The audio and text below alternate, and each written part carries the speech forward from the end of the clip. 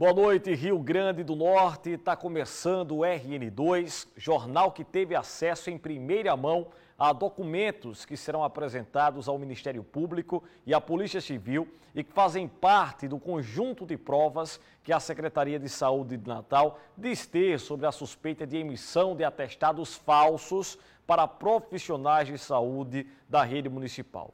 Entre os documentos, declarações escritas por médicos de que não assinaram alguns atestados que foram apresentados para justificar a falta ao trabalho.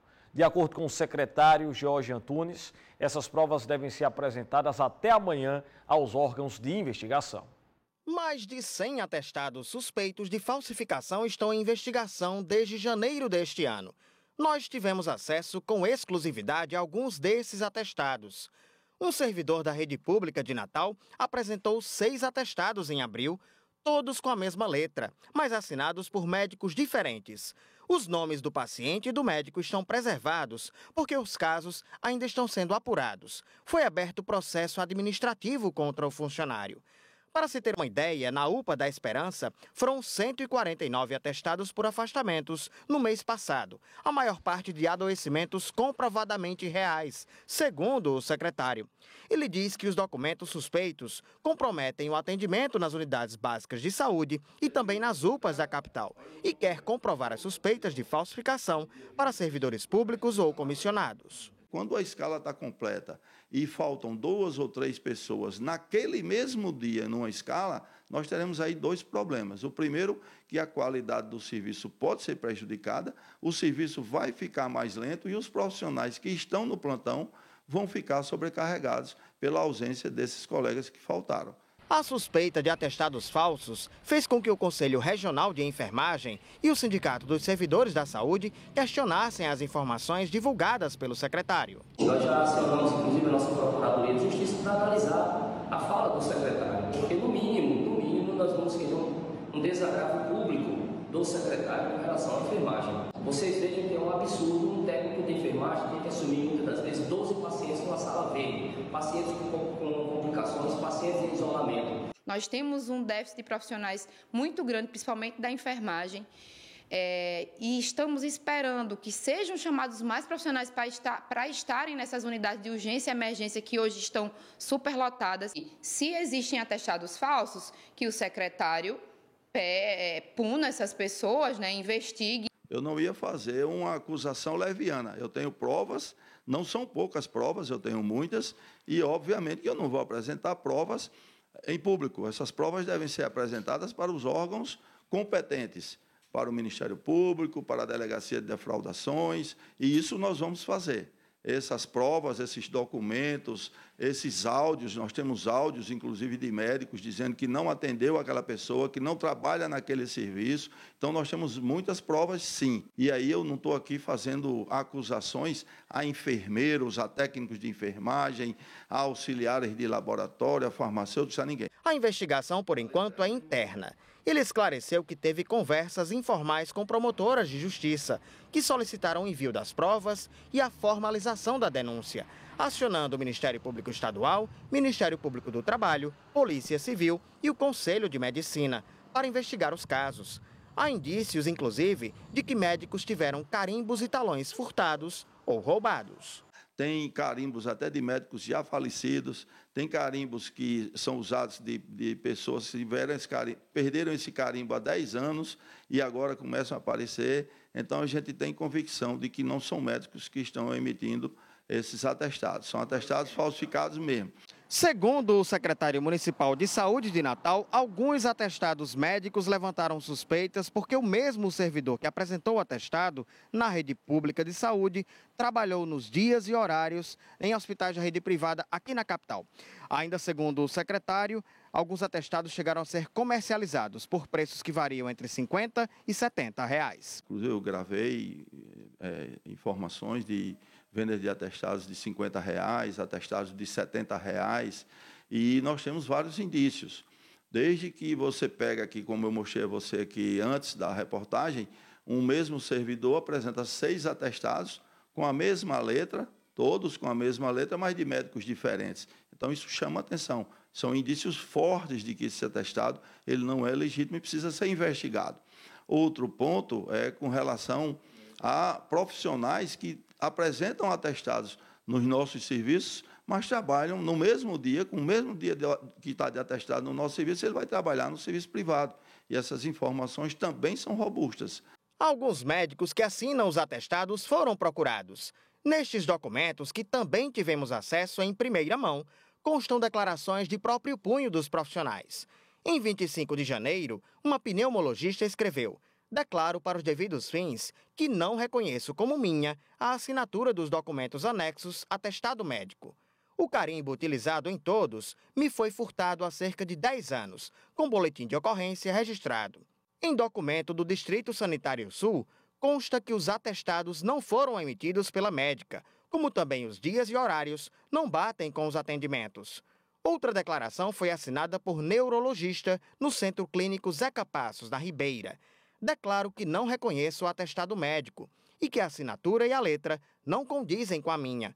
Não atendi neste dia, escreveu o médico. Hoje ou amanhã, a minha chefe de gabinete estará enviando um documento, a ordem que eu dei foi hoje, para o Ministério Público, pedindo essa audiência. Nós vamos tentar colocar o Ministério Público do Patrimônio, o Ministério Público do Trabalho, o Conselho Municipal de Saúde, para que ele acompanhe o que está acontecendo. Eu estou dizendo que tem um esquema de venda de atestado médico, estou dizendo com absoluta convicção, não tenho nenhuma dúvida e nem tenho medo de dizer isso em público, até porque eu tenho as provas sim. Os indícios estão aí, a investigação precisa de fato seguir. Gente, no começo da tarde de hoje, a Prefeitura de Natal fez uma reunião com o Sindicato das Empresas de Ônibus que operam na capital para discutir o transporte público. Entre os assuntos, o aumento da tarifa, que já foi anunciado pelo prefeito dias atrás. Mas agora, Álvaro Dias afirmou que esse reajuste vai estar condicionado a contrapartidas por parte das empresas. A reunião no Salão Nobre da Prefeitura de Natal aconteceu a portas fechadas, por volta do meio-dia desta quinta-feira. Como já havia feito anteriormente, o prefeito voltou a falar que a tarifa de ônibus subirá na capital. Mas, de acordo com ele, as empresas terão que oferecer contrapartidas. Mas o novo valor da passagem e a data em que entrará em vigor seguem indefinidos. Vamos dar o aumento, poderemos dar, desde que haja uma contrapartida por parte dos empresários de transportes coletivos, no sentido de facilitar uma série de questões que foram suprimidas. Retorno de linhas, ônibus novos, ônibus com ar-condicionado, uma série de questões que estão sendo discutidas aí para se chegar a uma solução. De acordo com a Prefeitura de Natal, na reunião ficou definido que será formada uma comissão integrada pela Secretaria de Mobilidade Urbana de Natal, a Procuradoria-Geral do município e o Sindicato das Empresas de Transportes Urbanos, com o objetivo de discutir melhorias relacionadas ao transporte público. Ainda segundo a Prefeitura, a comissão vai se reunir de acordo com a necessidade. Eu acredito que no início da próxima semana a gente já deve fazer essa primeira reunião. A gente vai dar celeridade a esse processo, porque a gente precisa resolver essa pauta do transporte público na cidade. O horário noturno, o horário do domingo, a ausência de serviço em feriado. Então, tudo isso, inclusive o objetivo maior desse grupo de trabalho é tratar essas deficiências do sistema. Outra solução, por exemplo, é regulamentar subsídio. A gente defende que a Prefeitura compre passagens gratuitas, pague essa passagem e forneça às pessoas que estão desempregadas, junto às ações de serviço social. Então, o cadastro, por exemplo, do Bolsa Família, ele teria direito também a receber um vale transporte para a pessoa procurar o emprego, para a pessoa procurar uma qualificação.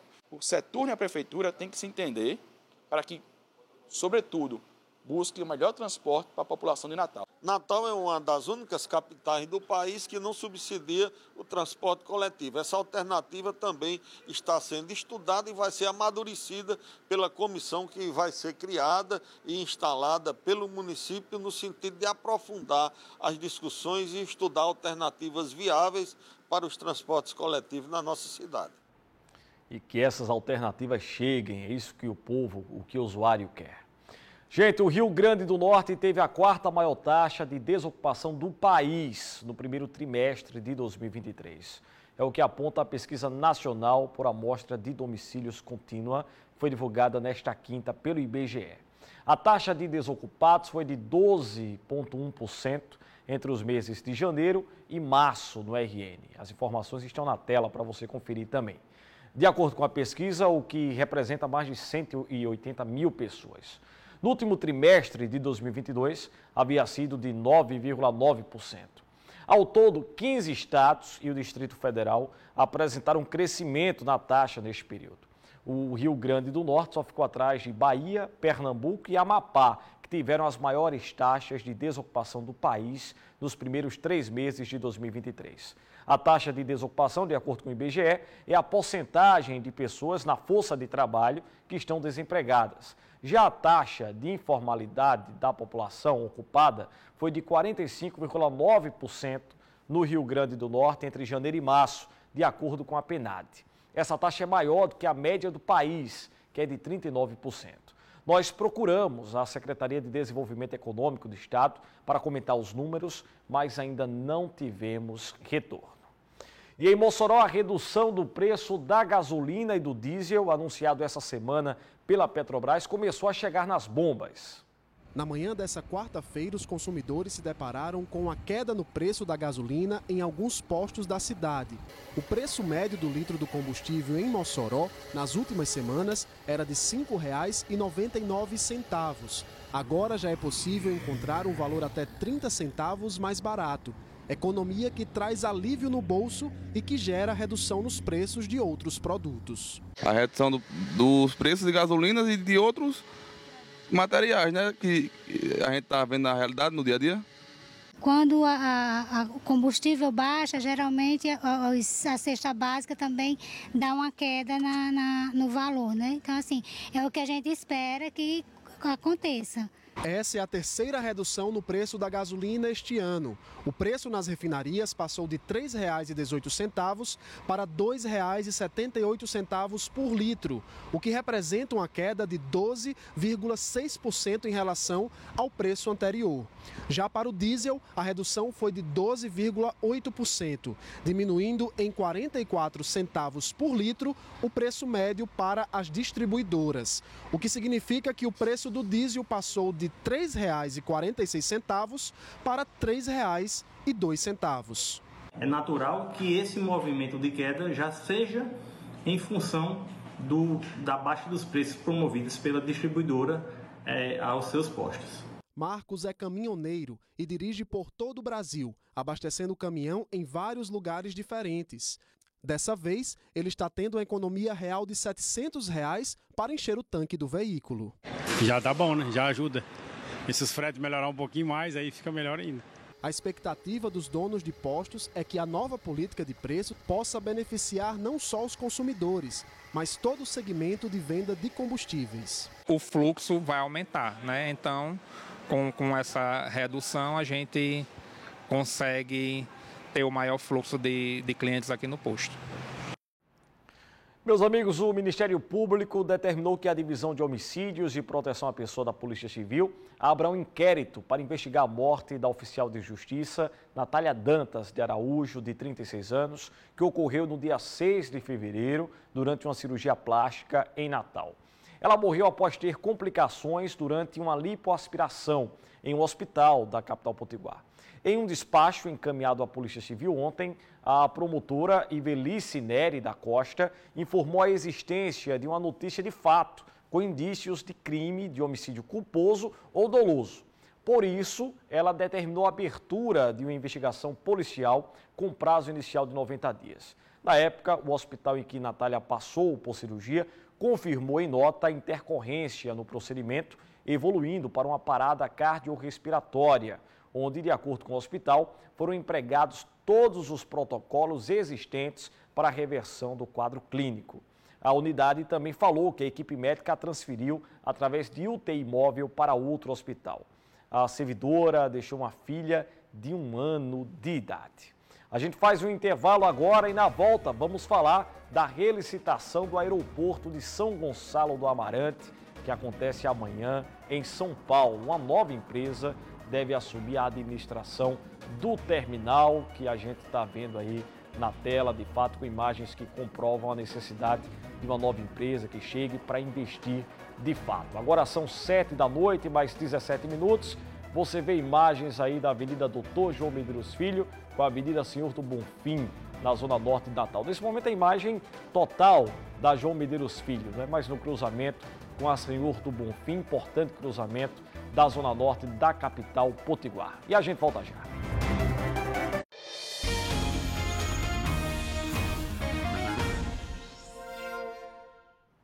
Já estamos de volta com o nosso RN2 e para falar do assunto que eu te prometi antes do nosso intervalo. O Aeroporto Internacional de São Gonçalo do Amarante será relicitado amanhã e vai passar a ser assim administrado por uma nova empresa.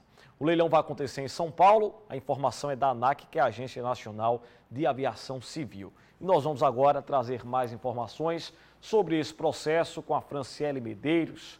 Bem-vinda ao RN2 desta quinta-feira. Franciele, boa noite. Suas informações, por favor. Oi, Ayrton. Boa noite para você e a todos que estão nos acompanhando. Pois é, a relicitação do aeroporto de São Gonçalo do Amarante, também conhecido como Aeroporto de Natal, deve acontecer amanhã, por volta das 10 horas da manhã desta sexta-feira, dia 19 de maio. Isso foi quem disse, né, a Agência Nacional de Aviação Civil. O leilão deve acontecer em São Paulo, na B3, na Bolsa de Valores. E o lance mínimo ou a contribuição inicial foi estabelecido em aproximadamente 226 milhões de reais. O terminal foi licitado em 2011, foi o primeiro aeroporto do Brasil a ser concedido à iniciativa privada. Em 2014, ele foi inaugurado, o terminal foi inaugurado e começou a operar, mas teve uma devolução voluntária anunciada pela companhia que administrava, né, a companhia administradora, em 2020. Em 7 de fevereiro deste ano, a ANAC, a Agência Nacional de Aviação Civil, aprovou em caráter inédito o edital de relicitação do aeroporto de São Gonçalo do Amarante. Ainda segundo a Agência Nacional, os valores projetados para o contrato com a nova empresa administradora contemplam uma receita estimada para toda a concessão de aproximadamente 1 bilhão e 320 milhões de reais. Ainda de acordo com a ANAC, o novo contrato de concessão terá uma duração de 30 anos. Ayrton Freire.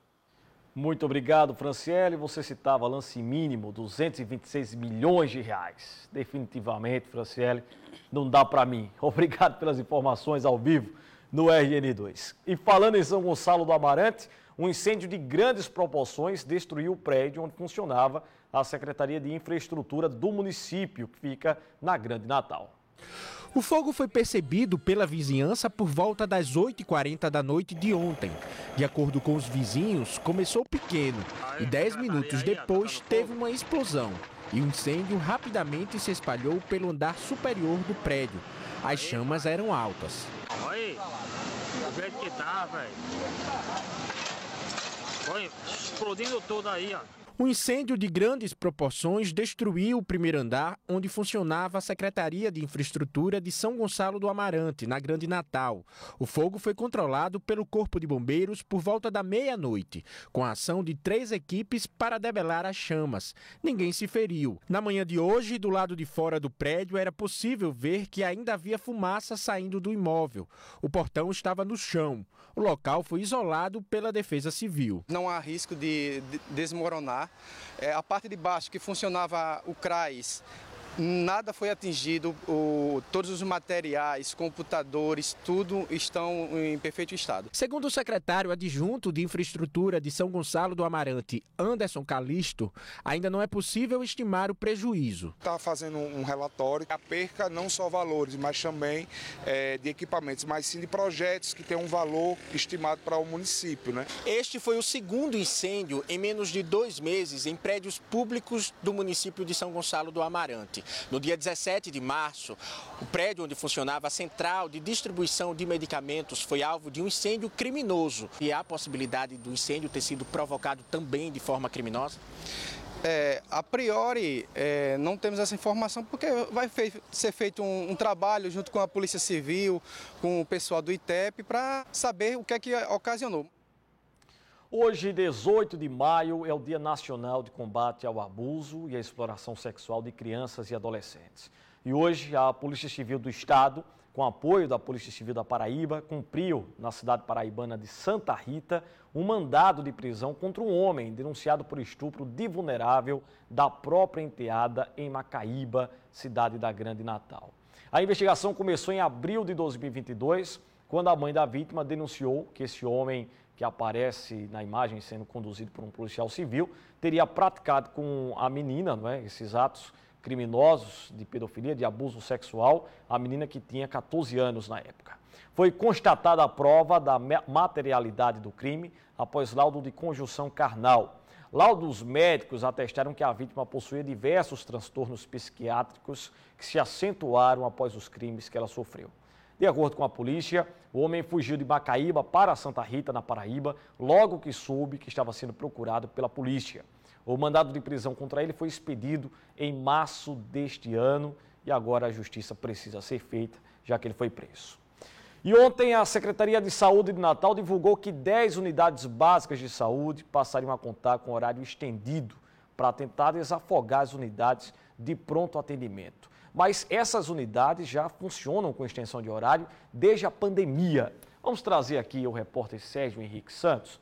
Serginho, inclusive a primeira reportagem do nosso RN2 foi sua, falando da questão dos atestados falsos que estão sendo investigados.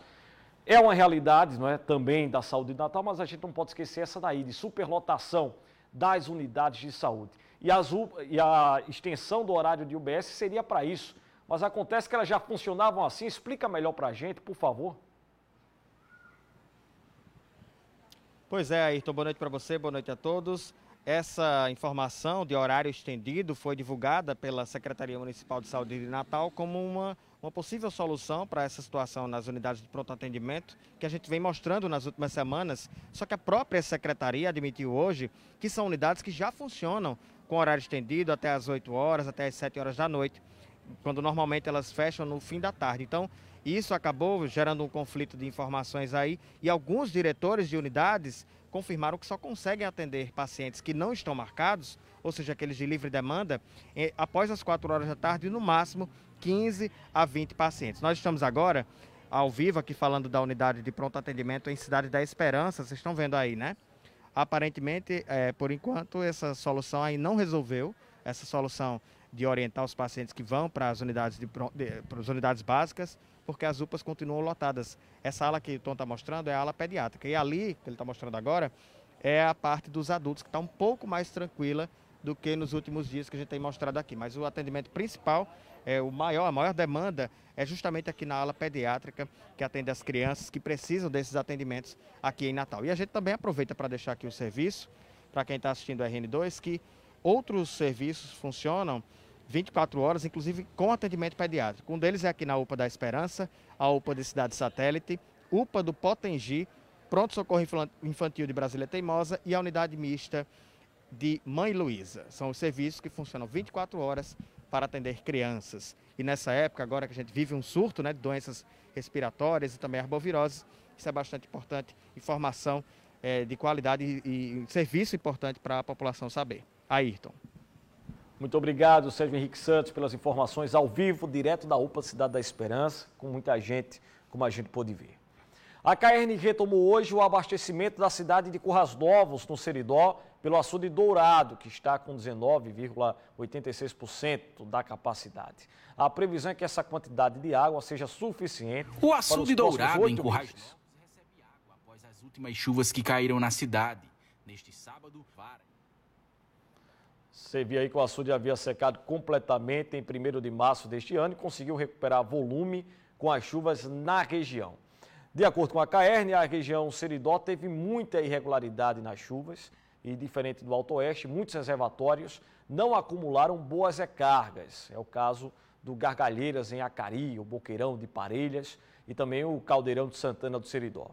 No Rio Grande do Norte, atualmente, são 7 cidades em rodízio e Serra do Mel em colapso parcial. A Caerne alerta ainda para a importância de redobrar os cuidados com a água, adotando práticas de uso racional. Também, denúncias sobre ligações irregulares podem ser feitas nos canais de atendimento ao público. O telefone gratuito é o 115. O WhatsApp é o 98118-8400. Há ainda a agência virtual e aplicativo da Caerne, tá? Consegui passar as informações para você. Gente, vamos falar de futebol agora? O América é campeão potiguar após 4 anos. O alvirrubro fez valer a vantagem construída no jogo de ida na Arena das Dunas e conquistou o título com empate sem gols ontem em pleno Frasqueirão lotado. Dos dois lados do campo, times em fase preocupante. O ABC sem técnico e com um interino no gramado, mas jogando em casa e com toda a torcida única apoiando. Do outro lado, o América de Natal ainda em reformulação com um novo técnico, mas com uma vantagem de jogar pelo empate após a vitória pelo placar mínimo no primeiro jogo da decisão. O ABC, que precisava reverter o resultado, dominava as ações da partida. Aos 16 minutos, Richardson lança para Felipe Garcia e ajeita com o peito, e Léo Ceará faz um golaço. Mas a árbitra da partida, Edna Alves Batista, primeira mulher a apitar uma final do Campeonato Potiguar, anula o gol com o auxílio do VAR, que detectou o impedimento no lance. No segundo tempo, mesmo com as mudanças, o jogo continuou sendo de ataque contra defesa. No escanteio, Luiz Gustavo cabeceia no travessão. A torcida abecedista se animou quando o lateral Everton do América fez falta no atacante Felipe Garcia. Por ser o último homem da defesa, acabou sendo expulso e deixando os donos da casa com um jogador a mais. O América montou uma retranca ainda maior para garantir o empate, até o apito final de Edna Alves Batista. E a conquista do América de Natal, campeão potiguar 2023. Há menos de um mês no América, Thiago Carvalho, novo técnico alvirrubro, conquista o título potiguar. No Rio Grande do Sul, pelo Caxias, foi vice-campeão. E aqui no Rio Grande do Norte, conseguiu definitivamente o título. Fico muito feliz pela dedicação dos atletas. Não acho que foi um grande jogo da parte técnica, da parte ofensiva que eu gosto. Mas em compensação, o que eles dedicaram e correram e foram obedientes taticamente, foi algo que fez a gente ser merecedor do título. O nosso time mostra a sua raça no jogo, é o América. Parabéns ao América, campeão estadual de 2023. E o ABC perdeu o título, mas ganhou um treinador. É isso, o ABC tem um novo técnico. O Clube Alvinegro acertou hoje a contratação do técnico Alan Rodrigo Aal, que substituirá Fernando Marchiori, demitido no começo da semana. Alan Aal, esse que você vê agora na sua tela, é natural de Paranaguá, no estado do Paraná. E após iniciar como treinador nas categorias de base do Curitiba, teve a primeira experiência à frente de um elenco profissional no ano de 2015, no Rio Branco, do Paraná.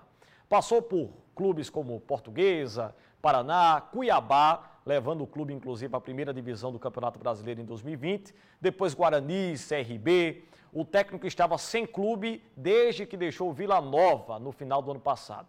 Ele assumiu a equipe goiana na lanterna da Série B, mas conseguiu evitar o rebaixamento, porém acabou demitido em novembro após perder o título da Copa Verde. Alan Aal será apresentado ao elenco do ABC em São Luís, do Maranhão, onde o time joga no sábado que vem contra o Sampaio Correia pela Série B do Campeonato Brasileiro. Boa sorte, então, ao novo treinador. A você, meu amigo, minha amiga, muito obrigado pela companhia nesta noite. Boa noite, a gente se vê ainda ao longo da programação da Inter TV.